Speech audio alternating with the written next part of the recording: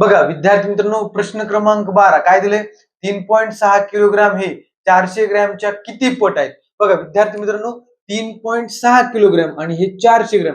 आधी आपल्याला unit same करून घ्यावं लागतं. बघा 3.6 किलोग्राम याला पण आपण बघा हे ग्रॅम मध्ये, हे किलोग्राम मध्ये, याला आपण ग्रॅम मध्ये करूया. बघा 3.6 किलोग्राम. मग विद्यार्थी मित्रांनो, किलोग्रॅमचं ग्रॅम मध्ये करताना आपण काय करतो? गुणिले 1000 करतो. 3.6 किलोग्राम म्हणजे किती? 3600 ग्रॅम. 3600 ग्रॅम. बरोबर आहे? काही अडचण आहे का? नाही. मग आता विद्यार्थी मित्रांनो, आपल्याला पट काढायची.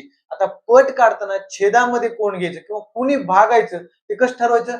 ज्याला च्या किंवा पेक्षा हे शब्द लागतात. काय? ज्याला च्या आणि पेक्षा हे शब्द लागतात ते छेदामध्ये घ्यायचे. कुणाला लागले? 400 ग्रामला. छेदामध्ये 400 घ्यायचं आणि अंशामध्ये जे दिलंय ते घ्यायचं. काय? 3600. काय? 3600 म्हणजे उरलेलं.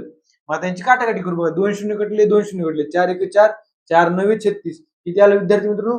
9 पट. आपलं उत्तर किती आलं? 9 पट. म्हणजे पर्याय क्रमांक 1 आपलं उत्तर येणार आहे.